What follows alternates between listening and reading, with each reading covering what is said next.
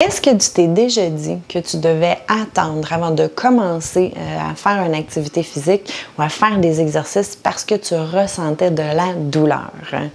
Si la réponse est oui, je t'invite à regarder la vidéo parce qu'aujourd'hui, je vais t'expliquer quand est-ce qu'on peut recommencer à faire des exercices et pourquoi c'est pas une bonne idée de tout arrêter quand on a de la douleur. Avant de faire tout ça, je me présente. Mon nom, c'est Dominique Rainville. Je suis kinésiologue et kinésithérapeute.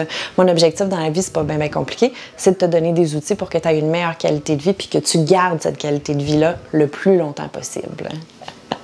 Alors, est-ce qu'en ce moment, tu as mal en quelque part ou tu as déjà eu mal en quelque part puis tu t'es dit « je vais attendre de ne plus avoir mal pantoute pour faire des exercices ou pour recommencer à bouger ». Si la réponse est oui, premièrement, dis-toi « t'es pas tout seul dans l'eau, c'est pas pour rien que je fais une vidéo là-dessus », mais surtout, dis-toi que c'est pas une bonne stratégie. Pourquoi? Premièrement, lorsqu'on a mal, on va souvent adopter des postures qu'on va dire de protection. Si je prends par exemple les épaules, si je vais mal à l'épaule, souvent on va adopter une posture où on va être en arrondi comme ça, où on va se tenir l'épaule, puis même souvent je vais voir des gens qui vont essayer d'éviter même de prendre cette épaule-là pour faire des mouvements. C'est une erreur. Pourquoi? Pour plusieurs raisons. Quand ça vient le temps des épaules particulièrement, ce qui va arriver, c'est qu'on va finir par tranquillement se figer. On ne veut pas que notre articulation perde de mobilité de 1. Les épaules, c'est encore plus particulier parce qu'il y a beaucoup de muscles autour de l'épaule et peu d'articulation osseuse qui relie à la cage thoracique, qui relie au tronc. Donc, si les muscles se figent, ben là, on peut amener d'autres problématiques qui vont être encore plus longues à guérir.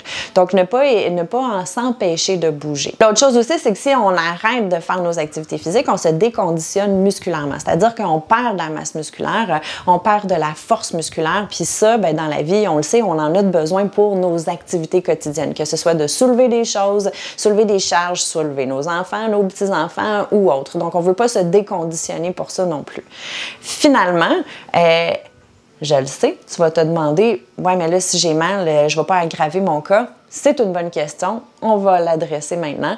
En fait, ce qu'on veut éviter, c'est que ton activité physique, peu importe ce que c'est, que ce soit d'aller prendre une marche, que ce soit de faire des exercices, de suivre un cours, si cette activité-là augmente tes douleurs, puis que ça t'empêche par la suite de bouger, de faire tes activités de la vie de tous les jours, etc., bien à ce moment-là, on va se dire que peut-être qu'on devrait mieux modifier et ou changer d'activité pour y revenir plus tard, mais pas de tout arrêter complètement. Si par contre, comme ça arrive souvent que je vois à mes clients qui me disent « Ah là, je sentais un petit quelque chose, là, j'ai préféré arrêter », normal, on a peur. Tu veux pas retomber dans tes douleurs, tomber dans quelque chose que tu as déjà vécu. Ceci dit, souvent, ces petits inconforts-là finissent par ne pas être si graves que ça. Mais parce qu'on a arrêté, bien, on continue à se déconditionner. Donc, je te donne des trucs. Si tu sens que tu fais quelque chose, que tu sens un petit quelque chose quand tu fais, par exemple, on va prendre la course. Je sens mon mollet un petit peu quand je cours, je me suis déjà fait mal au mollet en montant des côtes ou peu importe. Puis là, je le sens un peu quand je recommence à courir, mais par la suite, il n'y a rien qui se passe, ça n'augmente pas pendant que je cours, puis le lendemain matin, je suis encore capable de marcher, ça va quand même bien. À ce moment-là, j'ai envie de te dire, essaie de persévérer. Vas-y pas trop en flèche, si on veut.